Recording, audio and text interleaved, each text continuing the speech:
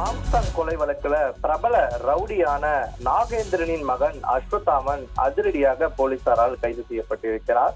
இந்த சம்பவமானது ஆம்ஸ்டாங் கொலை வழக்குல மேலும் ஒரு திருப்பு முனையை ஏற்படுத்தி இருக்கிறது என்றே சொல்லலாம். கைது செய்யப்பட்ட அஸ்வத்தாமன் ஏற்கனவே சிறையில் இருக்கும் ஆம்ஸ்டாங் கொலை வழக்குல குற்றவாளியான அருணை போலீசார் காவல்ல எடுத்து 3 நாள் விசாரணை செஞ்சிருக்காங்க. அதுல அருணுக்கு அஸ்வத்தாமனோட தொடர்பு இருந்ததாகவும் தெரிய வந்திருக்கு.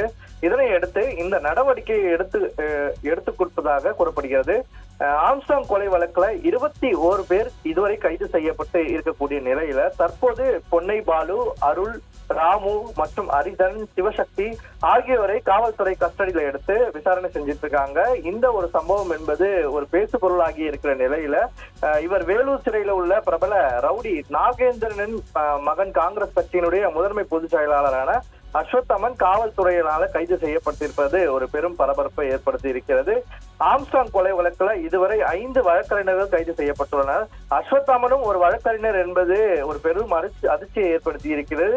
தொடர்ந்து வழக்கறிஞர்கள் ஆம்ஸ்டாங்களுடைய கொலை வழக்குல சம்பந்தப்பட்டிருக்கிறது ஒரு பெரும் அதிர்ச்சியை ஏற்படுத்தி இருக்கிறது என்று சொல்லலாம். போலீசார் விசாரணையில இன்றும் தனிப்படை போலீசார் விசாரணை மேற்கொண்டு வராங்க.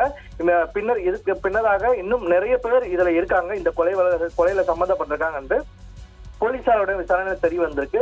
இந்த சம்பவமானது சென்னை மட்டுமல்லாது தமிழகம் முழுவதுமாக ஒரு பெரும் அதிர்வலியை ஏற்படுத்தி இருக்கிறது. உண்மை குற்றவாளிகளை கைது செய்ய வேண்டும் என பலதரப்பட்ட கட்சிகளை சார்ந்த தலைவர்களும் பல பொதுமக்களும் கூறியிருந்த நிலையில தற்போது அடுக்கடுக்காக ஒருத்தராக காவல்துறை கைது செஞ்சுட்டு வராங்க. உண்மை குற்றவாளிகளை உண்மையாக கைது செய்தால் மட்டுமே இந்த கொலைக்கான உண்மையான காரணம் தெரிய வரும் என்று கூறப்படுகிறது.